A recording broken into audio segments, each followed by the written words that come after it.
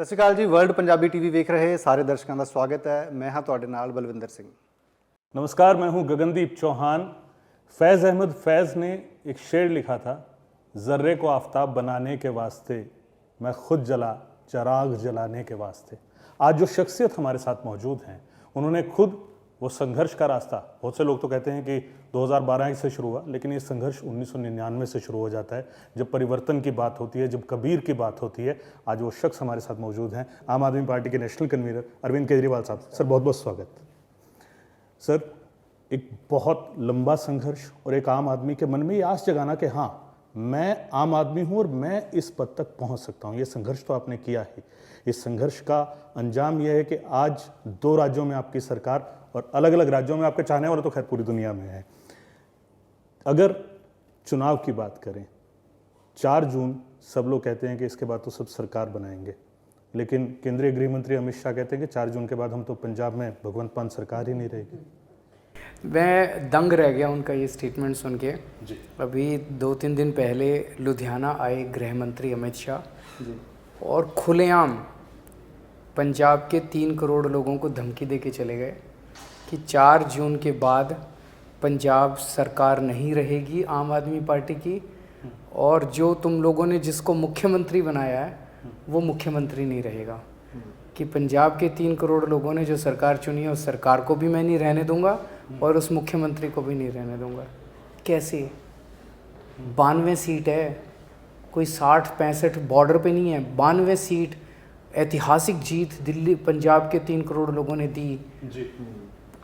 खुलेआम धमकी दे के जा रहे हैं। कभी भारत ने इस किस्म की गुंडागर्दी देखी नहीं थी कि गृह मंत्री आते हैं और लोगों को धमकी दे के चले जाते हैं। तो मैं गृह मंत्री जी को कहना चाहता हूँ कि पंजाबियों का दिल बहुत बड़ा होता है। प्यार से मांगते 1-8 सीट दे देते, लेकिन अगर धमकी दी है तो फिर पंजाबी देखो आपको क्या सबक देते हैं। 1 तारीख का इंतज़ार करो। 1 तारीख को पंजाबी जो हैं खड़े हो गए तो आपको अच्छा सबक देंगे। बाकी मेरी अपनी इन्फॉर्मेशन, ये जो फ्री बिजली हमने की है इससे बहुत ज़्यादा घबराए हुए हैं। वो दोनों जगह सरकार बर्खास्त करके, दिल्ली में भी और पंजाब में, ये फ्री बिजली बंद करना चाहते हैं। तो जनता को मैं कहना चाहता हूँ, वोट डालने जाओ, अगर कमल का बटन दबाया तो ये सोच लेना आप अपनी फ्री बिजली बंद करने का बटन दबा रहे हो। ਕੇਜਰੀਵਾਲ ਸਾਹਿਬ, ਇਲੈਕਸ਼ਨ ਤੋਂ ਬਿਲਕੁਲ ਥੋੜੀ ਦੇਰ ਪਹਿਲਾਂ ਤੁਹਾਡੀ ਗ੍ਰਿਫਤਾਰੀ ਹੋਈ ਤੇ ਫਿਰ ਤੁਹਾਨੂੰ ਇੰਟਰਿਮ ਬੇਲ ਮਿਲੀ। ਹੁਣ ਤੁਹਾਨੂੰ 1 ਤਰੀਕ ਤੱਕ ਦੀ ਮੋਹਲਤ ਮਿਲੀ ਹੋਈ ਹੈ। रिजल्ट कुछ भी रहे, 2 तरीक ਨੂੰ ਤੁਸੀਂ ਕੀ सोच रहे हो ਕੀ ਹੋਏਗਾ? 2 तारीख को मुझे सरेंडर करना पड़ेगा, लेकिन ये समझने की ज़रूरत है कि इन्होंने मेरे को गिरफ़्तार क्यों किया। जो काम मैं कर रहा हूँ वो काम मोदी जी नहीं कर सकते। मैंने बिजली फ्री कर दी, मोदी जी नहीं कर सकते। मैंने बच्चों के लिए अच्छे स्कूल बनवा दिए, मोदी जी नहीं कर सकते। मैंने मोहल्ला क्लिनिक बना दिए, अस्पताल अच्छे बना दिए, लोगों के लिए फ्री इलाज का इंतज़ाम कर दिया, मोदी जी नहीं कर सकते। और भी बहुत सारे काम हैं जो मोदी जी ने, तो मोदी जी ने तय किया कि भाई केजरीवाल को जेल में डाल दो और इसके सारे काम बंद हो जाएंगे। आज जिस तरह की गुंडागर्दी और तानाशाही हमारे देश के अंदर हो गई है, उसके खिलाफ सबसे मजबूत आवाज़ आम आदमी पार्टी की है। आम आदमी पार्टी इनकी तानाशाही के खिलाफ खूब डट के लड़ रही है। मैं भगत सिंह का चेला हूँ। भगत सिंह ने देश को आज़ाद कराने के लिए संघर्ष किया था, जेल गए थे, फांसी पे चढ़े थे। आज मैं इस तानाशाही के खिलाफ देश को बचाने के लिए लड़ रहा हूँ, और देश के लिए अगर 100 बार जेल जाना पड़े तो मैं इसमें अपना फ़ख्र मानता हूँ और अपना सम्मान मानता हूँ। मेरे लिए गौरव की बात है कि देश को बचाने के लिए जेल जा रहा हूँ। सर, क्या सिर्फ यही लगता है कि आपने इतनी सारी सुविधाएं दी इसलिए ये सब किया जा रहा है, या एक और चीज़ जो आपने की, जो सियासत वायदों की बात करती थी, दावों की और घोषणाओं तक सीमित होती थी, उसे आपने एक नई टर्म दी, गारंटी, कि ये काम तो होकर रहेगा, ये विश्वास जगाया। क्या लगता है सर कि ये जो गारंटी वाली टर्म आप लेकर आए, आपके बाद तो बहुत सारी जगह पर इस्तेमाल होने लगा, क्या ये भारत की राजनीति में उसी अर्थ में रहेगा जिस अर्थ में अरविंद केजरीवाल लेकर आए हैं? क्या ऐसा तो नहीं होगा कि कुछ वक्त के बाद लोग ये कहें कि गारंटी वर्ड भी सिर्फ एक पॉलिटिकल टर्म बनकर नहीं, दोनों, केजरीवाल की गारंटी और मोदी की गारंटी, ज़मीन आसमान का फ़र्क है। जैसे आप मार्केट में जाते हो, जी जी एक ISI ब्रांड होता है और एक नकली ब्रांड होता है। जी तो मोदी की गारंटी नकली है जी और केजरीवाल की गारंटी असली है। मोदी जी कहते हैं मैं 15 लाख गारंटी देते हैं, मैं 15 लाख रुपए अकाउंट में डलवा दूंगा, कोई अकाउंट में नहीं। मोदी जी गारंटी देते हैं मैं 2 करोड़ नौकरियां पैदा करूंगा, मैं 100 स्मार्ट सिटी बनाऊंगा, मैं किसानों की आय दुगनी कर दूंगा, कोई गारंटी पूरी नहीं होती। केजरीवाल सोच समझ के गारंटी देता है, सारा हिसाब किताब लगा के गारंटी देता है, पूरी प्लानिंग करके गारंटी देता है। मेरे मुंह से बोला गया एक एक शब्द उसको मैं लागू करता हूँ। ਕੇਜਰੀਵਾਲ ਸਾਹਿਬ, ਜਿਵੇਂ ਕਿ ਕਹਾਵਤ ਹੈ ਕਿ ਪੂਰਾ ਸਫ਼ਰ ਸ਼ੁਰੂ ਕਰਨ ਦੇ ਲਈ ਇੱਕ ਕਦਮ ਕਾਫੀ ਹੁੰਦਾ। ਪੰਜਾਬ ਤੋਂ ਹੀ ਤੁਹਾਡੇ ਕਦਮ ਦੀ ਸ਼ੁਰੂਆਤ ਹੋਈ, ਪਹਿਲੀ ਵਾਰ 4 MP ਆਏ, ਫਿਰ ਭਗਵੰਤ ਮਾਨ ਸਾਹਿਬ MP ਰਹੇ ਤੇ ਫਿਰ ਉਹ ਹੁਣ CM ਬਣੇ, ਸਰਕਾਰ ਤੁਹਾਡੀ ਬਣੀ। ਹੁਣ 2024 ਦੇ ਇਲੈਕਸ਼ਨ ਹੈ, ਪੰਜਾਬ ਤੋਂ ਆਮ ਆਦਮੀ ਪਾਰਟੀ ਨੂੰ ਕੀ ਉਮੀਦ ਹੈ? ਉਹ 13-0 ਦੀ ਗੱਲ ਕਰ ਰਹੇ ਭਗਵੰਤ ਮਾਨ ਸਾਹਿਬ, ਤੁਹਾਡੀ ਕੀ ਪ੍ਰੈਡਿਕਸ਼ਨ ਹੈ ਜੀ? कल शाम को ही सर्वे आया है और 13-0 ही आ रही है। अच्छा, 13-0 इसलिए आ रही है क्योंकि लोगों ने इतना अच्छा काम पहले कभी नहीं देखा था किसी सरकार का, कि बिजली फ्री हो गई, अस्पताल बनने लग गए, मोहल्ला क्लिनिक बनने लग गए, जगह जगह योगा की क्लासेस हो रही हैं, फ्री क्लासेस हो रही हैं पूरे पंजाब के अंदर सवेरे लोगों को। तो लोग अब केंद्र सरकार के उससे भी हमारे हाथ मजबूत करना चाहते हैं कि भाई जो केंद्र सरकार पंजाब की सरकार नहीं चलने देती, गवर्नर नहीं चलने देता, अगर 13 MP देंगे तो इनके हाथ मजबूत होंगे। तो वो जनता मन बना के बैठी है कि 13 की 13 सीट इनको देनी है। केजरीवाल साहब, आप एक बात कहते हैं कि रिजर्वेशन को लेकर बहुत बड़ा एक मुश्किल पैदा हो सकती है अगर वापस बीजेपी आती है, उसे हम समझना चाहिए। ये कैसे? बीजेपी बार बार जो कह रही है कि 400 सीट चाहिए, 400 सीट चाहिए, तो 400 सीट क्यों चाहिए? 300 से भी सरकार तो चलती है, अभी इनकी 300 थी। जी तो 400 सीट ये कहते हैं इसलिए चाहिए क्योंकि मोदी जी कुछ बड़ा काम करना चाहते हैं। तो इनसे पूछा क्या बड़ा काम करना चाहते हैं, तो पता चला कि मोदी जी संविधान बदल के रिजर्वेशन SC ST और OBC का रिजर्वेशन ख़त्म करना चाहते हैं।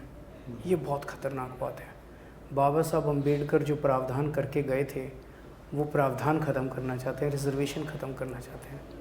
ये किसी को बर्दाश्त नहीं है। मतलब जब तक मैं हूँ जिंदा, मैं तो ये किसी हालत में नहीं होने दूंगा। मोदी जी इसको थोड़ा और तरह से बोलते हैं कि आप किसी का रिजर्वेशन लेकर एक खास किसी को दे दोगे, वो हो नहीं सकता। वो कहते जिस तरह की वो बात धर्म करते हैं, की- कैसे धर्म का- देखते हैं आप? वो तो संविधान में ही अलाउड नहीं है। तो वो भटका रहे हैं। जब पकड़े गए, जब उनकी चोरी पकड़ी गई तो वो मुद्दे को भटकाने की कोशिश कर रहे हैं। इतनी सारी कोशिशें हो रही हैं, आप बहुत बढ़िया तरीके से प्रिडिक्ट करते हैं, आंकड़ा कई बार लिख कर भी दे देते हैं कि ये होने वाला है और वो हो जाता है। पूरे देश में अगर हम देखें क्या स्थिति रहने वाली है बीजेपी की और पैन इंडिया, क्योंकि INDI अलायंस पूरे देश में है, तो कहाँ आप अलायंस को देखते हैं और कहाँ बीजेपी को देखते हैं? इस वक्त बीजेपी की हालत बहुत ख़राब है। पूरे देश के अंदर लोग बहुत गुस्से में हैं और बहुत दुखी हैं, परेशान हैं महंगाई और बेरोज़गारी को लेके। लोगों के घर का खर्चा नहीं चल रहा, घर में बच्चे बेरोज़गार बैठे हैं। लोग उम्मीद करते हैं कि हमारे प्रधानमंत्री जी कोई समाधान देंगे, कोई महंगाई से समाधान देंगे, कोई बेरोज़गारी से। लेकिन जब टीवी खोलते हैं और मोदी जी टीवी में आते हैं भाषण देते हुए, तो मोदी जी कहते हैं इंडिया वालों को वोट दे दिया तो तुम्हारी 2 भैंस है तो 1 भैंस खोल के ले जाएंगे। इंडिया वालों को वोट दे दिया तो ये तुम्हारे घर की टूटी खोल के ले जाएंगे। जी इंडिया वालों को वोट दे दिया तो तुम्हारा मंगलसूत्र छीन के ले जाएंगे। लोग सोचते हैं यार ये इन्हें हमारी महंगाई की तो परवाह ही नहीं है, इन्हें हमारी बेरोज़गारी की तो परवाह, हमारी समस्याओं का तो पता ही नहीं है प्रधानमंत्री को कि हमारी समस्याएं क्या है। तो इस वहाँ पे बॉम्बे गए प्रधानमंत्री जी, कहते हैं कि शरद पवार जो है भटकती आत्मा है, उद्धव ठाकरे अपने पिताजी की नकली संतान है। ये गालियों पे वोट चाहिए उनको कि वो सबको गालियां देंगे और फिर जनता उनको वोट दे दे। तो जनता को अपनी परेशानियों का समाधान नहीं दिखाई दे रहा उनके अंदर। और अब उनका अहंकार इतना ज़्यादा हो गया, इतना ज़्यादा हो गया। अभी जितने इंटरव्यू प्रधानमंत्री जी ने दिए हैं उन सब इंटरव्यू में उन्होंने कहा कि मैं आम इंसान नहीं हूँ, मैं भगवान का अवतार हूँ, मैं अपनी माँ के पेट से पैदा नहीं हुआ, मैं इस दुनिया में प्रकट हुआ हूँ, मैं भगवान का अवतार हूँ। तो हम रामचंद्र जी को तो मानते हैं, हम कृष्ण जी को मानते हैं, हम शिव जी को मानते हैं, वाहिगुरु जी को मानते हैं, लेकिन मोदी जी को भगवान, मैं जनता से पूछना चाहता हूँ कि क्या आप मोदी जी को भगवान मानते हैं? और मैं आरएसएस से पूछना चाहता हूँ कि आप चुप नहीं रह सकते, आपको आरएसएस को बताना पड़ेगा कि क्या आरएसएस मोदी जी को भगवान का अवतार मानती है। और इनके सारे चमचों ने कहना चालू कर दिया, संबित पात्रा कहता है भगवान जगन्नाथ मोदी जी के भक्त हैं, नड्डा साहब कहते हैं मोदी जी देवताओं में देवता हैं। ये क्या चल रहा है इस देश के अंदर? जनता को ये पसंद नहीं आ रहा, जनता बहुत नाराज है। तो मेरा अपना आकलन है ये 200 से भी नीचे जाने वाले हैं। वहीं दूसरी तरफ एक सोच ऐसी भी चलती है जहां अरविंद केजरीवाल खुद कितनी भी मुश्किल में रहे हों, कितना ही मुश्किल वक्त रहा हो, लेकिन आम लोगों की फिक्र करते हैं। कहीं भी रहे सवाल एक ही उठाते रहे कि लोगों को पानी मिल रहा है, लोगों को दवाइयाँ मिल रही हैं। आपको लगता है कि ये मैं जेल में भी जब था मेरे पास मान साहब आते थे, उनसे मैं यही पूछता पंजाब में लोगों को मोहल्ला क्लिनिक ठीक चल रहे हैं, बिजली तो नहीं जा रही, बिजली के फ्री बिजली आ रही है वही। और मेरी वाइफ आती थी मिलने में, दिल्ली के बारे में उनसे खबर, मेरे को जनता की फिक्र रहती थी। और ये पता नहीं कौन सी दुनिया में मैं भगवान हूँ, मैं भगवान का अवतार हूँ, पता नहीं कहाँ चले गए हैं। एक मान साहब ने ऐलान कर दिया कि हम 1111 रुपये देंगे महीना, जो 1000 रुपये की बात हुई थी, तो वो इलेक्शन से पहले हो जाता तो ज़्यादा बढ़िया रहता। एक बारी मान साहब से के साथ बैठेंगे और कैसे फाइनेंसेस कब कैसे हो सकता है, लेकिन जो हमारी गारंटियाँ हैं 5 साल में ज़रूर पूरी करेंगे। सर एक आखिरी सवाल, और बहुत इमोशनल भी है कहीं ना कहीं। सुनीता केजरीवाल जी कभी नहीं आते थे सामने, आपका मुश्किल वक्त आया, उन्होंने कमान संभाल ली, जब वापस आए तो पहला शब्द उनके एंड से क्या था? नहीं, उन्होंने बहुत अच्छा संभाला और मेरे और जनता के बीच में एक तरह से पुल का काम किया।